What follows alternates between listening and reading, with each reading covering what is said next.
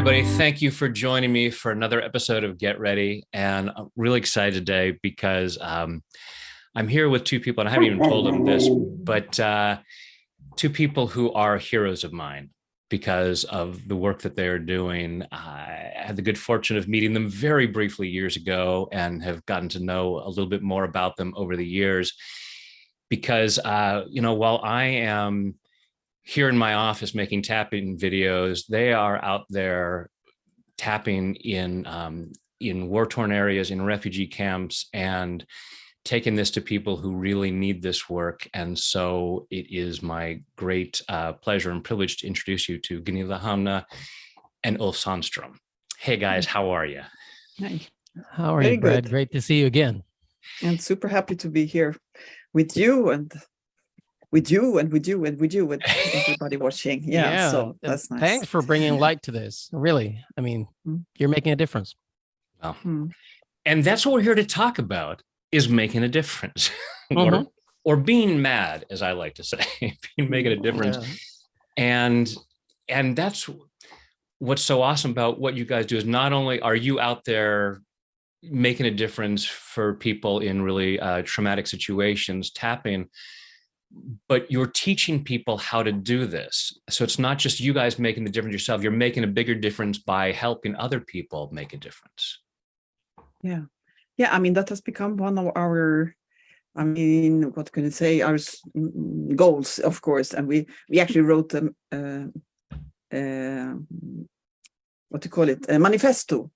a manifesto one time, and one of it is this, that you multiply this, what we are doing. So we think that this tapping is such a good tool, so it's too good to keep to yourself. And like you do, you help people over internet, you have this channel, you do many things to spread the word, and I think together we spread the word, and then we also spread it to a lot of people who then become trainers themselves in tapping. Because, isn't it, Ulf, we do a simple version of this. That's why we started. Yeah. Our beginning was to look at how can we boil down all the possibilities of tapping, which are endless if you look at it therapeutically or as a treatment, and all that. How can we boil that down to the smallest minimum viable component that could be taught to anybody, regardless of if they're a child of 5 years or somebody who never went to school, or over culture barriers, as a first aid technique that's possible to actually help people even with severe trauma and still do no harm. So it's looking at the first aid component of this, the one that the democratic component, that means that everybody has a right to and should be able to regulate their emotional system so that they can become actively part of their life instead of reactively.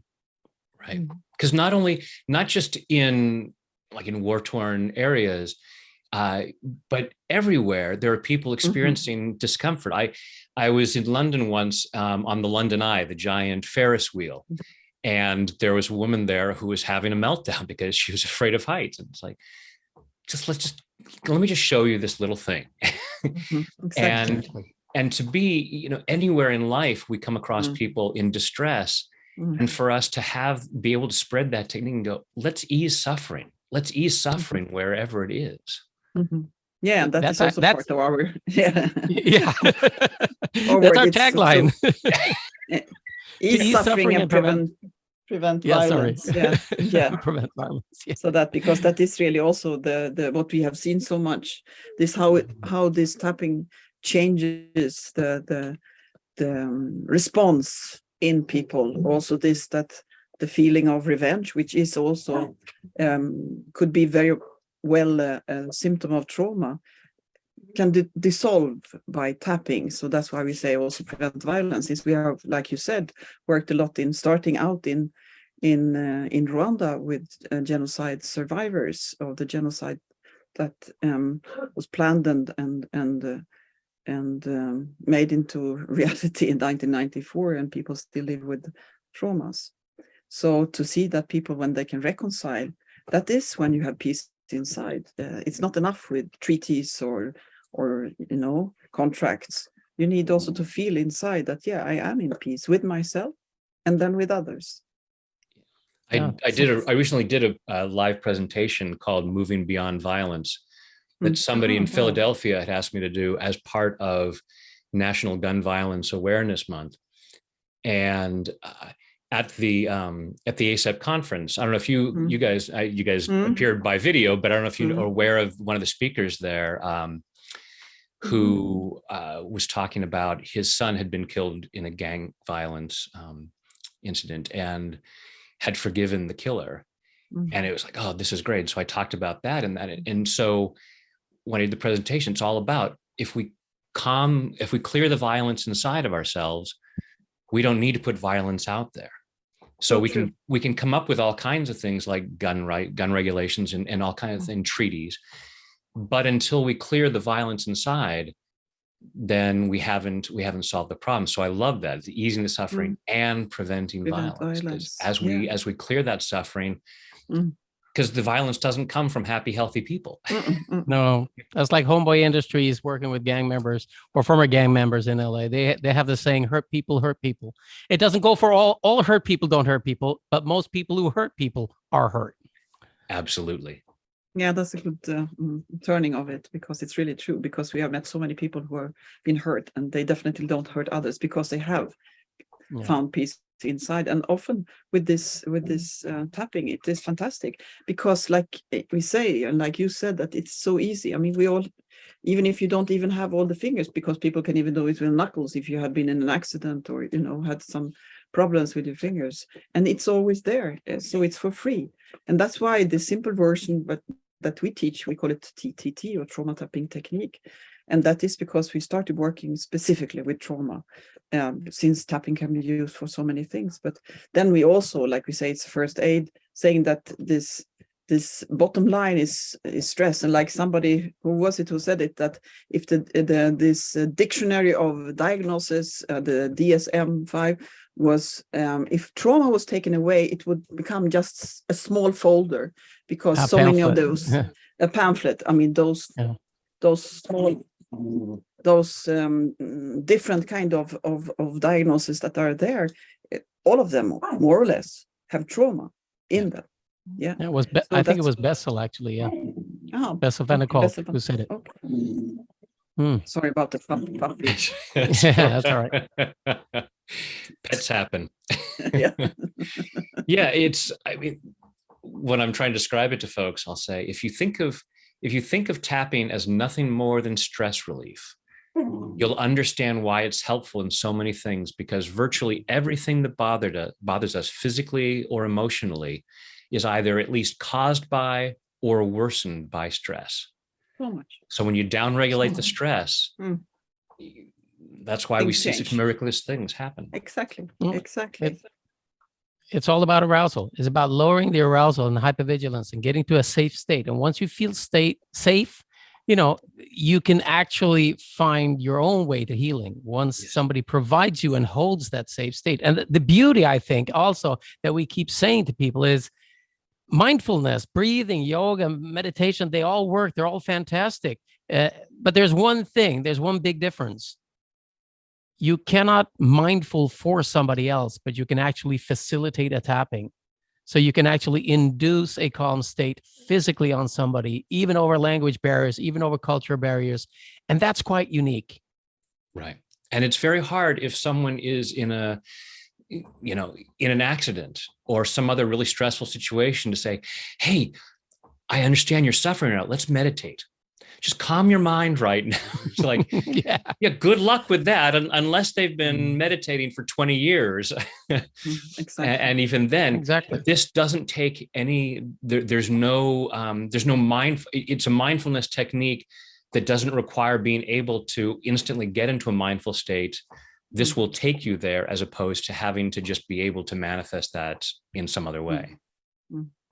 Yeah, and that is really the beauty of the tapping. I mean, because some can ask the question, then, I mean, if you work in a refugee camp or people we have been with who have survived very severely difficult things, but that it's so heavy. And then I say, I mean, the reason for the person to become traumatized is very heavy, but that you come with something that can relieve that heaviness, so that backpack of, or those stones on your shoulder, or what it is that heavies you down, or that can,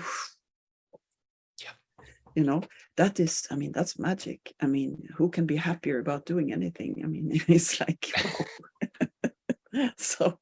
So that's, and some get very surprised when they get this reply, because they find it a bit strange. But I mean, how don't we, I mean, just to have something that can change things. I mean, a state of mind. Yeah. So quickly and so simply. Yeah. So that's wonderful. Yeah, so that's why, I mean, we also encourage people to learn this. I mean, the TTT is very easy to learn. I mean, and we don't use any words. We don't use setup phrases, because a person who is traumatized don't need help to be in that the moment. You feeling. don't need a reminder phrase. I rather am you totally can- reminded. I am totally there. I don't need to be Yes. told what I'm experiencing. You can even do harm if you have people to remind things that are so painful. So, I mean, our best teacher and mentor, Dr. Carl Johnson, who was the first to write a scientific article for the Journal of Clinical Psychology in the US, he gave us so many good, how can you say, statements, or his approach. And that was one. I mean, people who are traumatized, they don't need to suffer more. And when you remind a person of their trauma, they can suffer again so much. Right. Because in So so that's much why of EFT, we're using the reminder phrase because we're often working with people who are not in that situation. And so we need to get there. When someone's in that traumatic state, we want to be pulling them out. It's not, it's already there. We want to be downregulating that and getting them out of there, as opposed to, no. Don't really get relief too quickly. We want to really dig in there. here. Yeah, exactly. Yeah. So that's very, so that's easy. Sorry. Yeah, no, but also in refugee camps, it's not like you want people to get their SUDs down or focus on getting down to a certain level, because it's not about that. It's about finding some relief, any relief that sparks hope that there is it's possible to feel a change. Yes. And that's the big difference, to be able to do that. And sometimes you're in situations where you actually need to have arousal to survive, to stay well. I mean, Gunilla, we worked with so many people, and lately a lot with prison population, both in Rwanda and in the US. And it's made an enormous difference that's been measurable in lower medication, less aggression. People are finding hope, and they're actually reaching out to each other to help. It's amazing that you're aware of the HARP program down in Chesterfield. Their TikTok they're putting me out of a job because their tapping videos are much more viral than mine. But yeah, it's just remarkable to see what's going on there and the change that's taking place for these guys. And that is amazing. And the thing is, and that's why it's so, for us, I mean, this of finding the person within the community who is the one to distribute or to share again, further multiply the technique, because then if somebody of your own have seen or felt the change in themselves, the other ones will trust that, instead of somebody coming a therapist or something from outside and say, oh, hello, now we're going to do this and this. Now Carrie Rhodes in the Chesterfield jail, she was the one to introduce this tapping. But then of course it has been very, multiplying, because some of the inmates found it, wow, this is good, you know, and some of those who were really, nobody would believe that they would even engage in this. And that has been the same, because we also work in, in the Chesterfield County Jail, they are, getting certified in this TTT now then. So I think they're up to 100 now who got both inmates and staff. Yeah. Both inmates and staff. Yeah, it's incredible. And we do the same in Rwanda, in the prison there, where also this multiplying effect has been, using that we have made groups, or our colleague Placide and Kubito has made groups of people within the prison, and telling you, all of you have to tap or do tapping with 10 other people. So from 100 became 1,000, and then they're continuing. And I mean, that's what we really encourage. And as we say, you don't need to go to a prison or a refugee camp. You can go anywhere. Please, yes. As long as you know somebody, from that community who you can share this technique with, and that person feel, oh wow, this is good. Let us let us introduce it to others, or, because then somebody who is already trusted brings somebody who is from outside, then it's fine. And that's what we have done all the time. We never go by ourselves anywhere. Yeah. Sorry. Well, there's this resistance to especially because tapping looks a little strange. And so to have that bridge, rather than just some foreigner, I taught for several years at Sacramento Drug Court, part of mandatory program that people coming out of jail for drug offenses had to go through this program. And yeah, there was some resistance. It was definitely a different audience for me. And, this clean cut guy comes in and it is like, hey guys, come tap on my face. And there was some resistance to it, but then some people would get it. And yeah, and unfortunately, I wasn't at a time where I even had the thought of, great, let me show you how to take this and then and spread it within the community. Because the idea is really getting everybody tapping. Yeah. It's such a beneficial tool. The question is to say to anybody, why wouldn't you tap? To me, it's like eating vegetables. Yeah. People say, oh, tapping is not for me. That's like saying, eating vegetables, it's not for me. Well, you could survive without doing it, but it's not the highest quality of health. And why on earth would you not do something to downregulate stress, particularly in such a stressful world? So I just love this concept of coming in and having it, people sharing it in the community, as opposed to someone coming from the outside and saying, hey, you guys should be doing this. Yeah, I mean, it goes, some people will still say yes, but they might just drop it. Sorry, Ulf, yes. No, and some people, they also ask, they ask, you guys are doing all this stuff. I don't know if I could do anything. I don't know where to go. How can I join you? Can I be with you? Can I go on the ground with you and hang around with you? And the answer is, that's not what we do. That's not how we work. We don't have a place where you go and join us. We join you. You don't join us, we join you. The world needs you and we'll join you. So if you have a project, if you have a community idea, if if you're unsure, we do this monthly training last Wednesday every month. Everybody's free to join. It's free mentoring. It's free Q&A about humanitarian first aid outreach. That's what we're doing. That's what we're spreading. So if anybody is curious, you can join that, or you can just send us an email and we will be happy to support you to start something where you are, because that's how this gets spread, by everybody doing something where they are or with somebody Yeah. It's like CPR, teaching CPR. It's like learning CPR. It's trying to get everybody to know how to save a life. It's not, we're teaching everybody to be a doctor. You've gone through a CPR course. Now you're a medical professional, a doctor. It's like, no, this is not about creating certified therapists. This is about having everybody have the tools to be able to apply a Band-Aid. If it's just that, even if it's just putting on a Band-Aid, it's just downregulating the stress enough, because when we're in stress, the prefrontal cortex is gone. We can't think rationally. It's like, let's calm down so we get that back online, so we can start to see, where do I need to go? What do I need to do? What's most important right now? Yeah, so true. So true. I mean, it's really, and this also, that's what's it for me, but it is, you always need to have your logic thinking clear. Because we, in some place where we were, where people, it was a refugee camp in a place where with very little resources, but we want food, need a shelter, we need things. But then you could say that still, you need to have your mind clear to be able to take decisions to get out of where you are right now. So it's always, and they say that, this is what we have, take it, it's an offer. So it's an offer.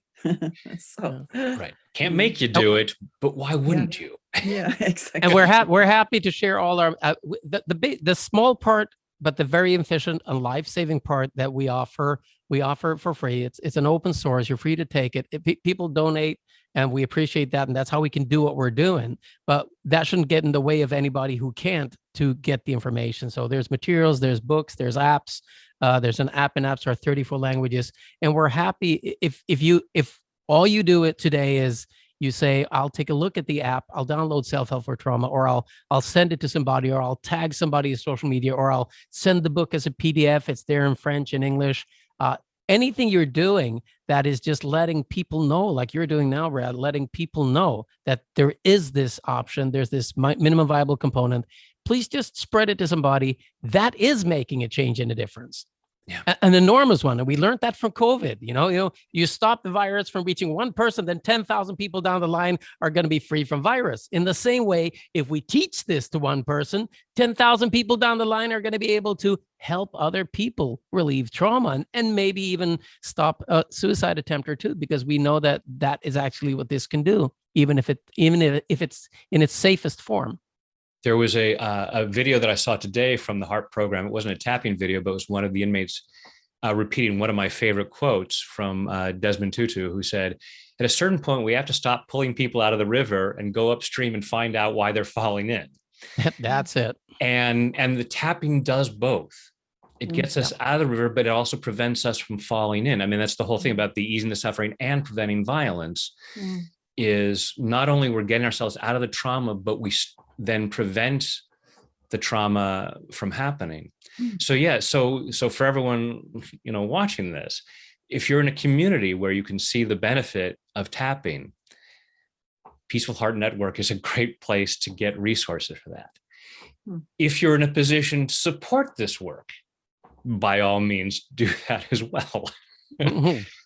So there are opportunities to give and to receive, and together making things so much better. Thank Absolutely. you so much for having us. Yeah. So I'm curious, when did you guys start Peaceful Heart Network, and what was the catalyst? You go, Gunilla. Yeah, I mean, I'll try to make this story a bit short. I learned TFT, thought field therapy, originally in Sweden, because I'm a journalist, and I saw that asking questions can really re-traumatize the person, because you need a story, you need to ask all these details to have this good story, and that will bring people back to where they came from.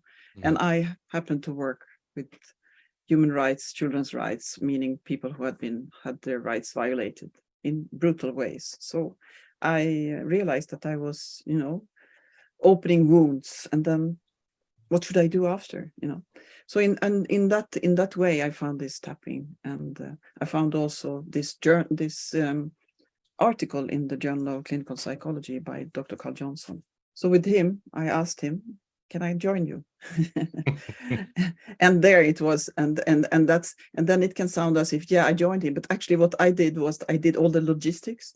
I had the contacts where we should go, where I knew people who were interested in learning such a thing, because I knew them as a journalist. So he came, he's a professor of psychology and an expert in trauma and tapping, TFT tapping.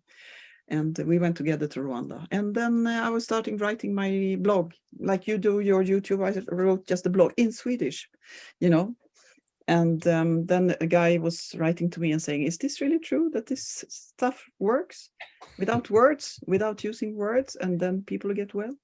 Then I'd like to learn it. And that was Ulf. So I wrote an email to Carl, I joined him, and Ulf wrote an email to me, and then we met. And that's how we started Peaceful Heart Network. And then I had already been to Rwanda several times and built contacts and people who could help us who were these people who were connecting into the community. So Robert Habgoba and Merigo, and so others who were with us, without them, and Jacques Sesikei. I mean, all these people, without them, we could never have done the work we do today. And of course, without Carl Johnson, our professor and mentor, without him, nothing would have been done. So then it was, but the good thing is that both Ulf and I were used to being in different environments. Ulf has traveled a lot, also as being in a family of diplomats, and then also through his work as a musician, and as a journalist. So it's easy for us to go to new places. And I think that has been, so for some, they find it, I would never go there or there. And for me, it's like, what, what does that even mean? Yeah, what exactly? What do you mean? You go to places I would not even dream of going to. Really? But I mean, it's fantastic. I have learned most of the best things in Rwanda, I would say, because that's the place I've been the most about love and reconciliations. Talking again about this of reconciling, and getting peace inside, how people can reconcile in a way that is not even in Sweden. People think, what are you? In the US, I mean, it's not really that either on the top list, I would say. I'm sorry, but so we're about revenge. Yeah, exactly. I think we live more in revenge cultures, more than we know, actually. Right. Yeah. Yep. What would you like to add, Ulf, about Peaceful Heart Network? What did we do then? I mean, what we did then was that we focused on getting down to the most viable component. We keep adding techniques, and we're very open about that. Our trauma tapping technique is our hero technique. We have, I don't know if it's, we keep counting, but I think we have maybe 20 different techniques in total that we share with people. And our second hero technique is self-havening, which is a kind of which comes from studying tapping by Ronald Root. And he looked at it and he found that there was another way of creating this calm thing. Now, what we found was that having more than one voice to sing with provides a choir, which gives you harmony, which gives people the double bind where they can compare two things that might calm you down instead of having one. So whether it's breathing or meditation or whatever it is, if you have one other modality that can calm people down and you compare to it, regardless of what it is, and then you can see the advantage. So if people are already doing mindfulness, you can say, well, compare this. And they'll say, wow, that's cool. I didn't need to learn, I didn't need to practice it. Yes. So that has an advantage that I think is good in many ways. And it also opens up that we're all doing things in different ways. And we find tapping to be incredible. We found nothing that comes even close to it in the simplicity and what it actually can do. And we find that being open to adding other things into that mix creates a stronger and more convincing toolbox. Right. Yeah, I was just calling out just to show the book that we have written about our experiences, trauma tapping, it's called. We find it on Amazon. So yeah. So this has all those techniques that Ulf was telling about. Yeah. You can download it as a PDF as well. I sometimes talk about healing modalities being like music. There's a lot of different genres. There are a lot of different instruments, and people play them differently. Yeah. And so I'll say, Eric Clapton can't say to Keith Richards, you play the guitar wrong. It's like some people are going to prefer Clapton's way of playing and some people prefer Keith Richards. And it's finding that, but it's all in this thing. So it's finding what are those tools and creating that opportunity. Okay, so maybe listen to this, and you may listen to something else and say, oh, now that I've heard that, I do prefer this, what I've had over here, but now I'm even more convinced of it too. Yeah. And I mean, when Keith Richards and Clapton play the same concert, most people will come to see it from both sides. Exactly. And it would be pretty darn awesome. I believe so. Having seen both play in concert, not together, but just imagine. Yes, I mean, I love the name of your show. To be ready for something, ready for change, ready to make a difference. And I think that the readiness is the one step, because you need to be in a state of having energy over to direct it outwards to somebody else, right? Some people are fighting so much. I mean, for some people in an abusive relationship, for example, it's like being in prison. It's like being in a refugee camp. It's like being a refugee away from home when you're escaping something like that. There are so many people in normal life around us that we might not even know what wars they're fighting, behind the polite social facade that we all have. So it's easy to reach out. It's easy to make a difference. All you can do, and that's when we say also part of our manifesto is we don't insist, we offer. So offer, don't insist. I have this thing, like you were saying in the beginning, I have this thing, you might want to try it. It has helped a couple of 100,000 people around the world. It might make a difference for you. Why don't you find out? It'll take 5 minutes. Right. What's the harm in trying? It's like, I'm not going to shame you if you don't do it. I'm not going to tell you you're stupid if you don't do it. I might secretly think that, but I'm not going to tell you that. But yeah, making that, it's like, hey, I know this thing, it's helped me. I think it might be able to help you. And so like what I was saying when we were on the call with Gene the other day is, you guys are deputizing people. And it's giving people that, it's like, because us and our colleagues, Gene, and my good friend Laurie Layden, who's been to Rwanda, Sebastian, who's been out to these, we can't do it all ourselves. There's too many people falling in the water for for a handful of us to pull out. We need it's all so hands on deck. Yeah, and it is. And I mean, it's such an empowering feeling that you have something that you can help yourself with and others, but firstly yourself, because you always have to start with yourself, that you have something. And like you said in the beginning, this is democracy. I mean, that we can. And we sometimes also talk about changing the pyramid of healthcare, especially when it comes to mental health. If people do tapping, I mean, reducing stress, like you say, trauma, and then very few will have to go to the specialist instead of now everybody waiting down here. Oh, when will I get? And in Sweden, you can wait 2 years, 3 years. I mean, to get that psychiatric help. And then you come to the psychiatrist who, okay, some meds or some, you could do this. You think you're going to come there and have revelation, but then you realize that also the specialist had difficulty to help somebody who is traumatized. Yeah. And then there are things that we can do, it is like, and that is also so fantastic.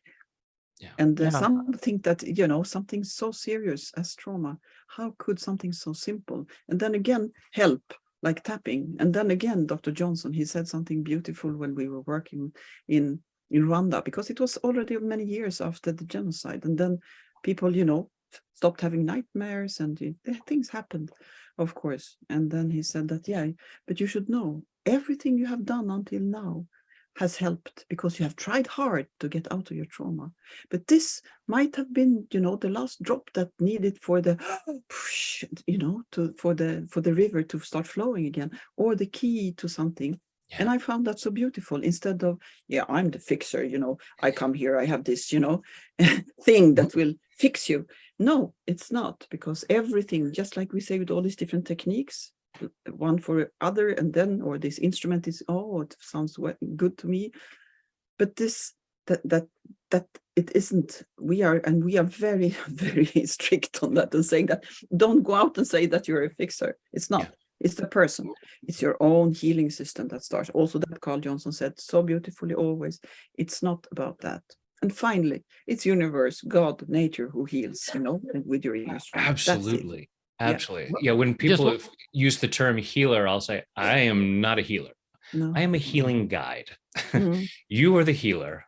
Perfect. Or healing God, guide. Universe is the healer. And all we're doing is clearing the blocks to that. But on the note of spreading things, we call it ripples of healing. Like we spread ripples by giving this to somebody. You never know who will bring it one step further. Like Gene was saying in our dialogue the other day, you might mention it one time to a person and they go, I don't know. And you mentioned it a second time and they hear it from somebody else. So you could be the fourth time or the first time you're actually presenting this to somebody. But that could be that could be the tipping point for that person to be curious enough to give 5 minutes of their life to check it out. And again, what we're trying to do is, some people say you don't give people fish, you teach them how to fish. Well, I would say that we'd like to take that one step further, which is we want to teach people to teach people how to fish. And that's the ripple. That's the secret. Oh, that's awesome. Yeah. To really turn that, give a man a fish, he eats for day, teach a man to fish, he eats for, teach other people how to teach fish. And the whole world eats. Yep. Oh, awesome. You guys are freaking awesome. It is an honor knowing you. It is. I'm so excited to have this opportunity to share you guys and your work with my audience. And thank you so much for what you're doing. Yeah. Thank you so much for inviting us. Thank you. And thank you so much for what you're doing. And we are here, and we use the word from the language in Rwanda, turikumwe. We are here together. I mean, because without each other, we are like very small. Or the words of John Donne, no man is an island. Exactly. And many hands make light work. Beautiful. Yeah. Well said, Gunilla. Awesome. Thank you, guys. Thank you so much.